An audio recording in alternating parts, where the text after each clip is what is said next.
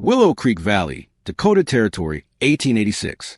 While neighbors rushed to finish their log cabins before winter, one Norwegian homesteader was just getting started on something they'd never seen. She built a second wall around her entire cabin 12 inches out from the logs, filled with loose hay and moss. Her neighbors called it a fence around a house. They called her Wasteful. A perfectly good single-wall cabin with tight chinking was all any woman needed, they said. She kept building anyway, adding vents at the eaves and a drip gap at the base while they shook their heads. Then the winter of 1886 arrived early. Blizzard winds hit 35 miles per hour, driving snow through every gap and crack. Inside standard cabins, water froze solid in pails just feet from a fire. Families burned through cord after cord of wood, and still woke to 5 degrees below zero indoors. But that Norwegian woman's cabin, with the ridiculous second wall, dawn after dawn, her interior stayed 21 degrees warmer than her neighbors measured and recorded. What did she understand about wind, dead air, and heat loss that everyone else dismissed as foolish excess? If you value stories of practical wisdom that stood the test of time, make sure to subscribe. We've got more documented accounts worth remembering. Anna Olsen, a woman with bright eyes and calloused hands, arrived in Willow Creek Valley in the late spring of 1886 with 2 trunks, a crosscut saw, and ideas about walls that her new neighbors would spend months ridiculing. Anna had grown up along Norway's coast, where winter winds cut through valleys like knives, and she learned early that a single barrier rarely stopped what the weather wanted to take. Her father had built fish drying sheds with double planking and dead air spaces, and Anna herself had worked summers at the Bergen Ice House, where they packed sawdust between inner and outer walls to keep winter locked inside through July heat. Now staking her claim on the high plains, where wind had nothing to stop it for 1,000 miles. She planned to build the same way. By late June, Anna had her logs up, a 14 by 8 foot cabin with 9 FT walls, chinked tight and solid like every other homestead in the township. Her neighbors nodded approval and expected her to move on to breaking sod and setting fence posts. Instead, she began setting cedar pickets 36 inches apart in a perfect rectangle 12 inches outside her log walls. The road overseer, a man named Herrick, who'd been on these plains since 1878, stopped by on his weekly rounds and asked what in creation Anna was building now. Stormwall, Anna said, checking her plumb bob against the picket, like they do for ice storage. Herrick spat tobacco juice and shook his head. That's a fence around a house. Waste of good lumber. But Anna kept working. She cut ledger blocks from 2x4 stock and nailed them between the pickets every 48 inches to keep her outer frame true and steady. At the base, she left a 3/4 in gap for drainage and screened it with woven wire to hold her fill material in place. The whole framework took her 4 days of careful measuring and cutting. And by then, word had spread to the township that the Norwegian woman was building something peculiar. The outer skin went up in vertical planks, 1x10 rough-sawn boards that Anna had ordered special from the Jamestown mill. She ran them floor to eave and battened every seam with 1x3 strips spaced 16 to 18 inches apart. At the roof line, she built a small overhang and flashed it with tin to shed snow melt away from the cavity. Under the eaves, she left a half-in vent slot to let moisture escape from whatever she planned to stuff between the walls. "Looks like a stockade for a house," said Martha Brennan, the district school teacher, when she rode past in early August. But she said it with curiosity rather than mockery, and she stopped to watch Anna work. "Dead air," Anna explained, gesturing toward a 12 inches gap. "Moving air steals heat. Trapped air holds it."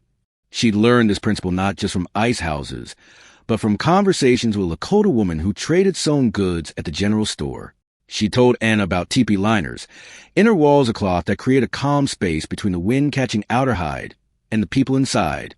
The liner trapped a band of still air that stayed warmer and eliminated the draft that made winter camps unbearable. Anna had studied her description and realized she could build the same principle into rigid walls.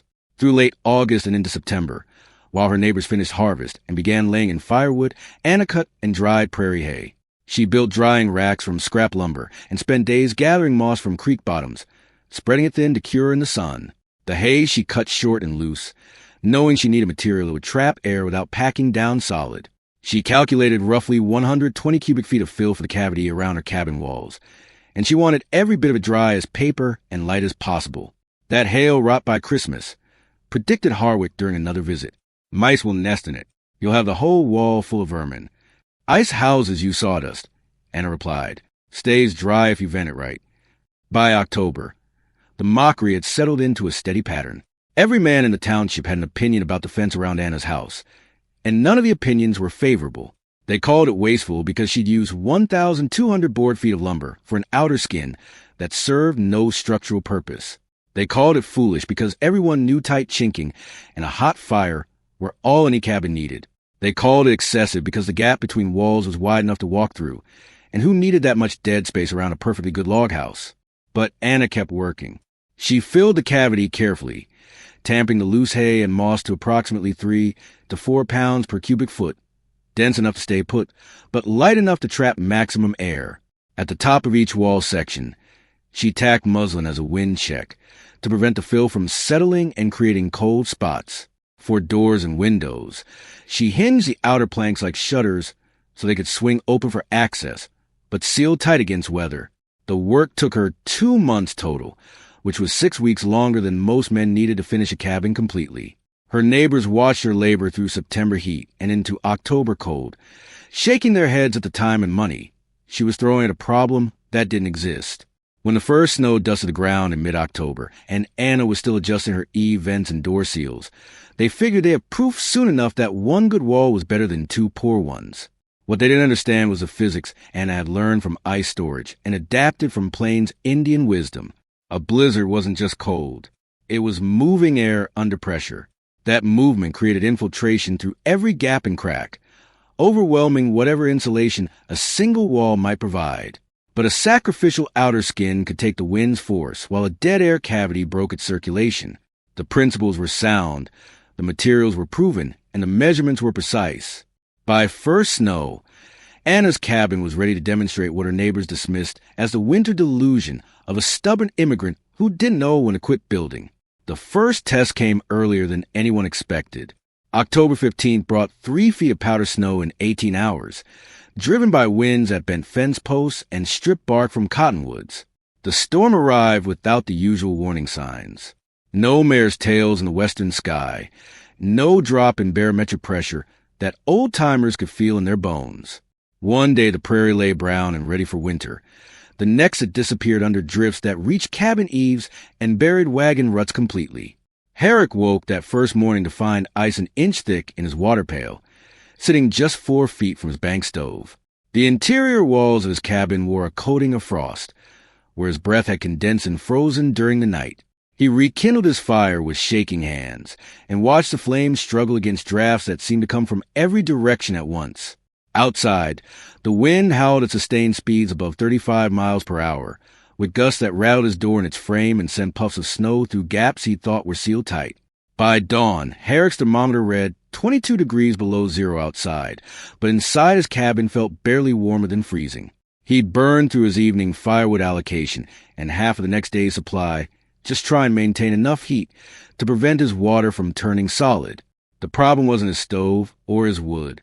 It was a wind driving cold air through every microscopic crack in his single-wall construction, while simultaneously sucking heated air out through other gaps on the leeward side. Martha Brennan faced the same physics at her cabin a mile south. She'd banked her fire carefully before bed, leaving a bed of coals that should have lasted until morning. Instead, she woke to a cold stove and interior temperatures that made her breath visible in cloudy puffs. Ice had formed on the inside surface of her logs, creating a crystalline coating that grew thicker as her body heat met the frozen wood. She wrapped herself in every quilt she owned and struggled to restart her fire with fingers so stiff she could barely strike a match. The mechanism destroying their comfort was invisible but relentless. Blizzard winds create pressure differentials that turn any structure into a giant bellows. Air gets forced through the tiniest gaps on the windward side, while heated interior air gets sucked out through openings on the lee.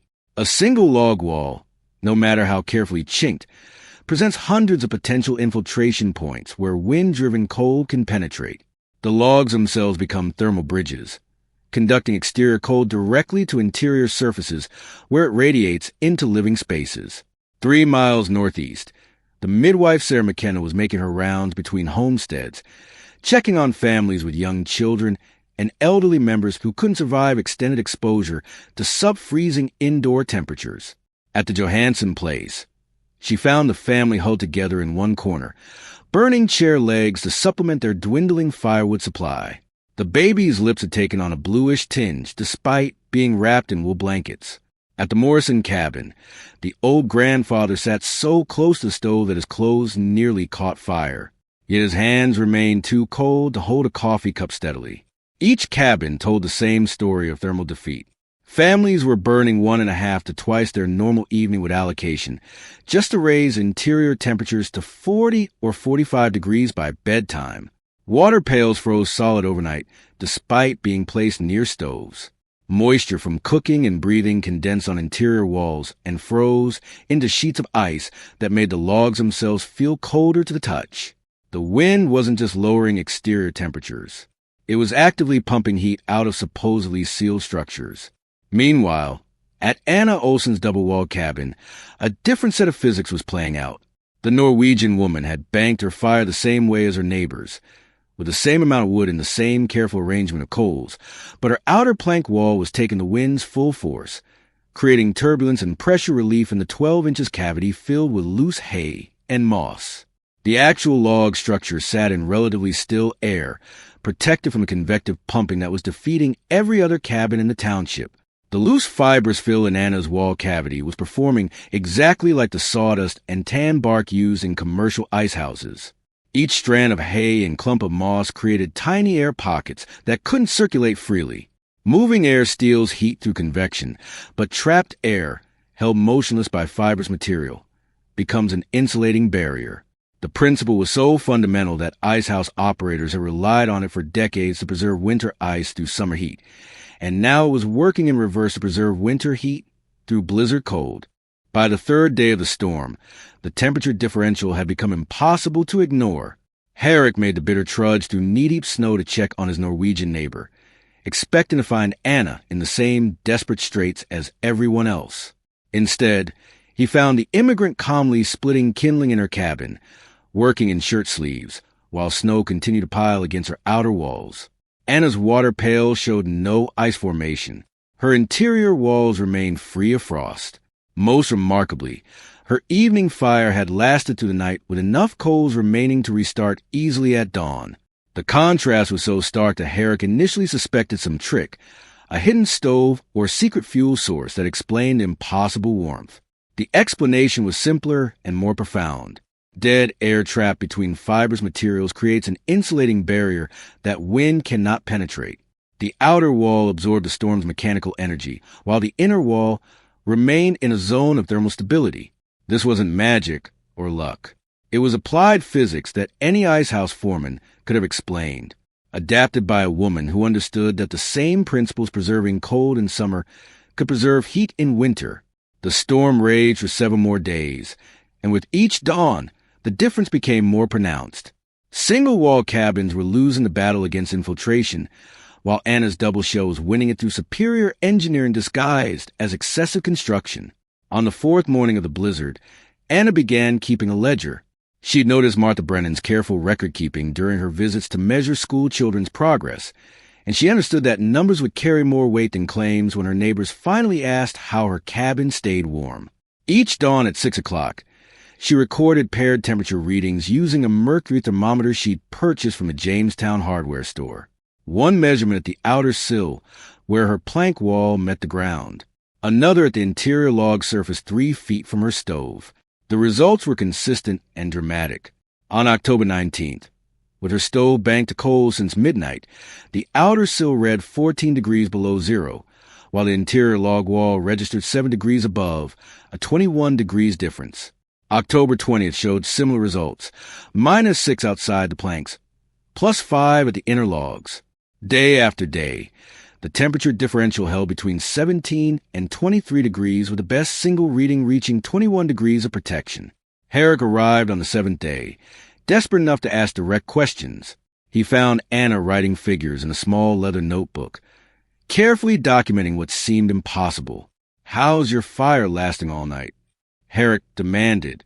His own cabin required constant feeding to maintain any heat at all. Anna showed him the smoke test first. She lit her pipe and blew a stream of smoke toward the outer wall, where it immediately bent horizontal and disappeared through invisible gaps between the planks. Then she repeated the test at the interior log surface, holding a feather near the chinking. The feather barely stirred. Outer wall takes the wind, Anna explained. Inner wall sits in still air. The physics were becoming clear through demonstration. The 12 inches cavity filled with loose hay and moss was creating what icehouse operators called a cold buffer, a sacrificial zone that absorbed the storm's energy before it reached the structural wall. Commercial ice houses use the same principle with sawdust or tan bark pack between inner and outer partitions. The fibers filled trapped air in countless tiny pockets, preventing the circulation that would otherwise pump heat away through convection. Herrick studied Anna's fuel consumption with growing disbelief.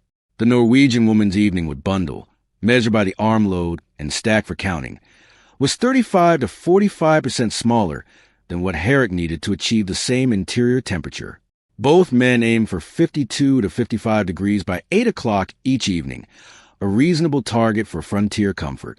But where Herrick burned 6 to 8 split logs reaching that goal, Anna needed only 4 or 5 pieces of similar size.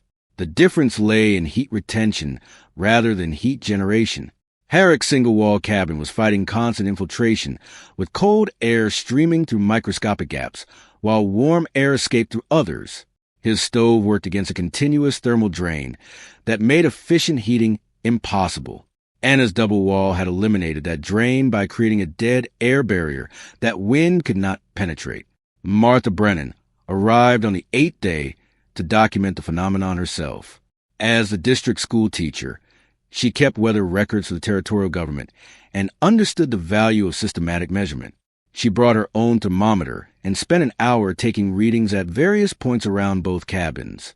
At Herrick's place, she recorded interior lows of -5 to +5 degrees just before dawn, with ice forming in water pails throughout the night.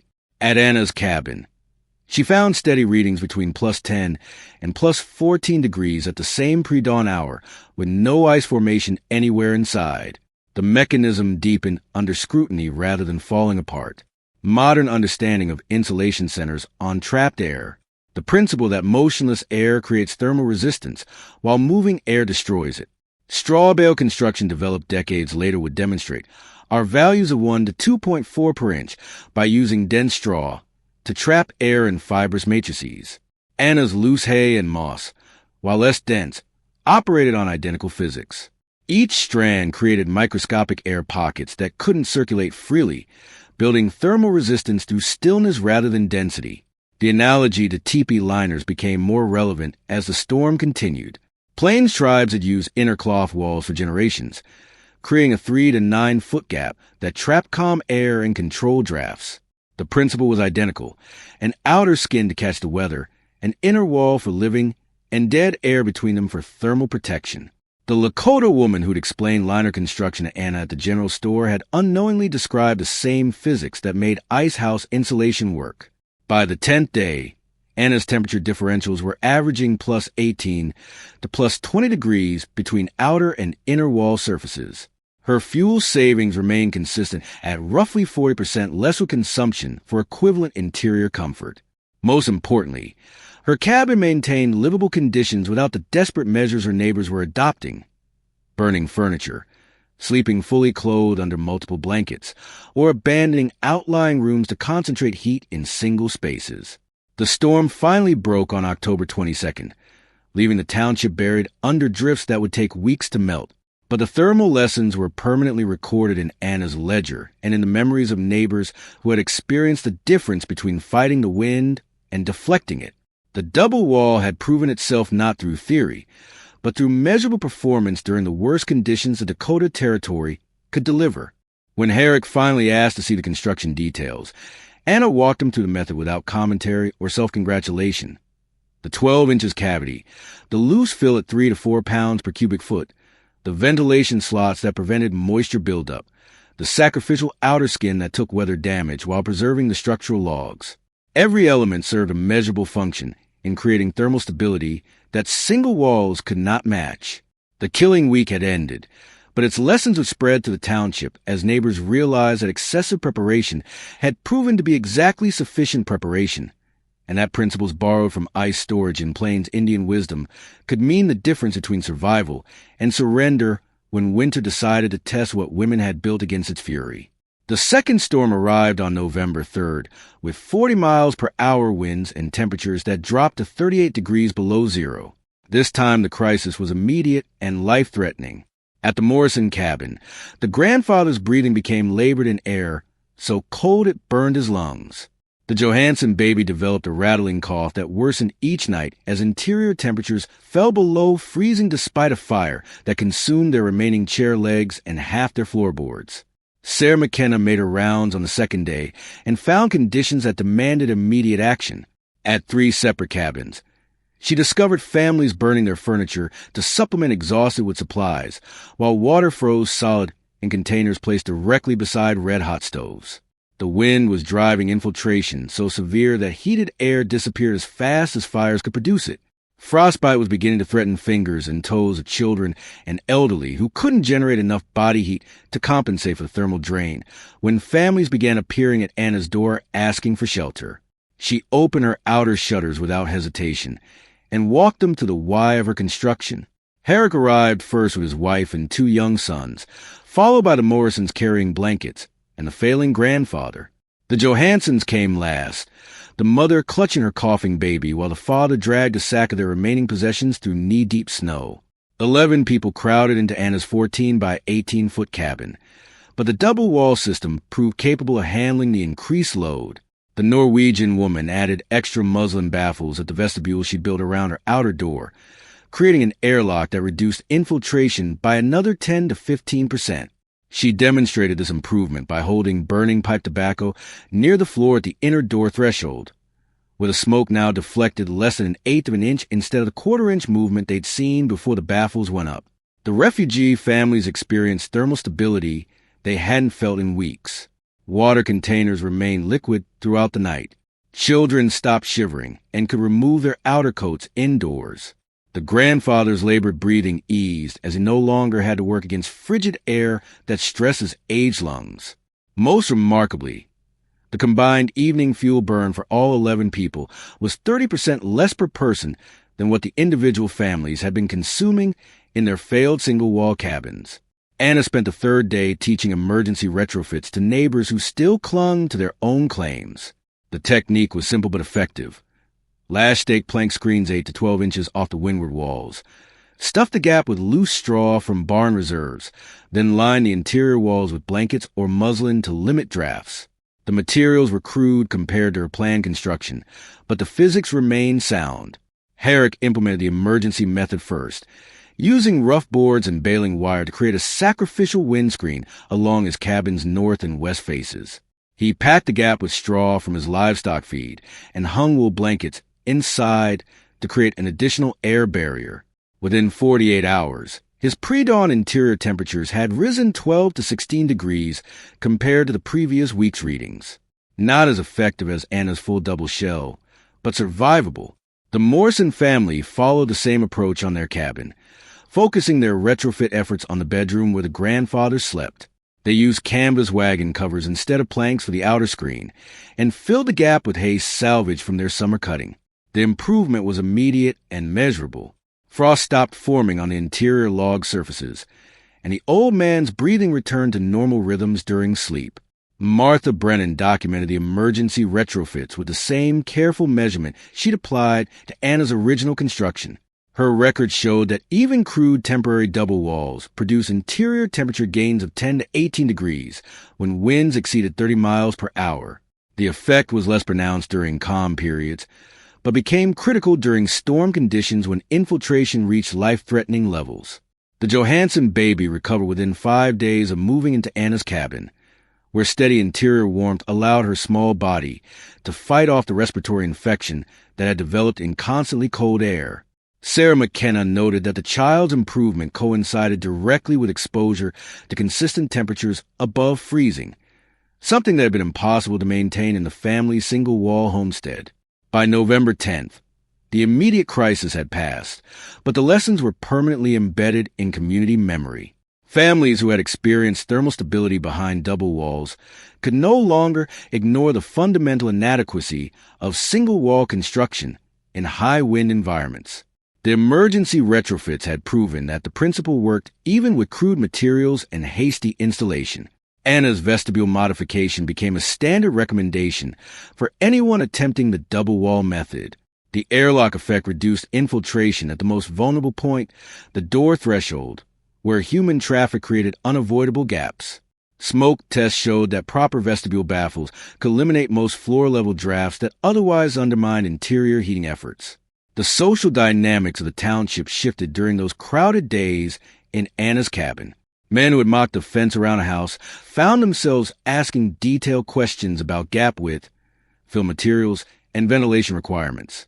The Norwegian woman answered without criticism or self-indication, sharing measurements and techniques as practical information rather than personal triumph.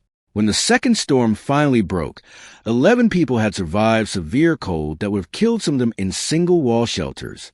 The grandfather lived, the baby recovered, and families returned to their own claims with first-hand knowledge of what thermal stability felt like. More importantly, they carried practical methods for achieving that stability using materials and techniques within reach of any homesteader willing to invest labor. The emergency retrofits remained in place through the rest of winter, providing measurable comfort improvements and fuel savings that validated the double wall principle under real-world conditions. What had begun as one woman's excessive construction had become a community survival strategy, proven not through argument, but through the simple fact that people stayed warm when wind tried to freeze them. Spring came early in 1887, but by then, the request for construction details had already begun. Herrick was the first to ask, appearing at Anna's door in late March with a notebook and a measuring tape. He wanted dimensions, spacing intervals, and a complete bill of materials. Not for himself, he claimed, but for his brother-in-law, who was planning to homestead the following year. Anna provided the information without commentary. 12 inches cavity minimum. Cedar pickets at 36 inches spacing. Ledger blocks every 48 in, 1 by 10 planks of the outer skin with 1 by 3 battens, half-in vent slots at the eaves. Martha Brennan made the second formal request, this time for inclusion, in her annual report to the Territorial Education Office. She had documented the thermal performance through 2 major storms and wanted to preserve the technical details for other frontier teachers who might face similar challenges in remote schoolhouses. Anna walked her through the entire system. The woven wire screening at the base gap, the muslin wind check above the loose fill, the tin flashing that shed melt water away from the cavity, the hinged outer shutters that provided storm protection for windows and doors. By summer, 3 of the 7 nearby homesteads had ordered lumber for permanent double-wall construction. The Morrison family committed first, investing in a complete retrofit that would protect their grandfather through another winter. They chose a 14 inches cavity instead of 12, using sawdust from the Jamestown mill, where hay was scarce. The wider gap allowed for denser packing, while maintaining the dead air principle that made the system effective. The blacksmith who serviced those throughout the township noted practical differences at cabins with double walls. He found fewer smoke-back problems and steadier draws because the inner walls sat in calm air rather than fighting constant pressure differentials. His repair visits dropped significantly at double-walled structures, and he began recommending masonry sleeves for stovepipes and better door seals to homesteaders attempting their own versions of Anna's method. Construction details spread through informal networks rather than formal instruction. Neighbors observed each other's building techniques during barn raisings and harvest cooperation, noting gap widths, fill materials, and ventilation strategies. The Johansons opted for a 16 inches cavity filled with a mixture of sawdust and moss, reasoning that wider spacing provided better insulation despite higher material costs. The Brennans chose 12 in, but used all sawdust, following ice house practice more closely than Anna's original hay and moss combination. Results from the second winter validated the method across multiple implementations. Martha Brennan kept detailed fuel consumption records for all 3 double-wall cabins, documenting 25 to 40% reductions in evening with requirements to reach 55 degrees interior targets. More importantly, none of the retrofitted homes experienced frozen water containers indoors during storm periods, and all maintained pre-dawn temperatures above 10 degrees throughout January's worst cold snaps. The Johansson baby thrived through her second winter, showing none of the respiratory distress that had nearly killed her the previous year. Sarah McKenna attributed the improvement directly to consistent interior warmth that allowed the child's developing lungs to function normally rather than fighting constant cold stress. The grandfather Morrison lived to see spring and credited his survival to sleeping in air that stayed above freezing throughout the night. Maintenance requirements proved manageable but consistent. Outer plank skins needed rebattening every 3 to 5 years as weather loosened the strips that sealed vertical joints. Hay and moss fill require replacement every 2 to 3 years, particularly after wet seasons when moisture penetrated the cavity despite ventilation slots. Sawdust fill lasted longer but cost more initially, creating a trade-off between labor frequency and material expense. The method's reputation spread beyond the immediate township through correspondence networks that connected frontier communities. County agents began including double-wall construction details in their agricultural bulletins, treating the technique as proven field practice rather than experimental innovation. The approach aligned with established icehouse insulation methods, giving it technical credibility that helped overcome resistance to frontier improvisation. By 1890, the double-wall principle had appeared in formal agriculture extension publications. A correspondent for the Dakota Farmer wrote detailed articles on dead air insulation, complete with diagrams showing proper cavity widths, fill densities, and ventilation requirements. The technique was described as particularly valuable in high wind regions where standard chinking could not prevent infiltration during severe weather events. Modern building science would later validate every aspect of Anna's original method. Dead air remains a fundamental insulating principle in contemporary construction, with moving air destroying thermal resistance while trapped air providing it. Fibrous materials like straw continue to demonstrate respectable our values by preventing air circulation within wall cavities. High wind infiltration still overwhelms inadequate thermal barriers, making wind-resistant construction essential in exposed locations.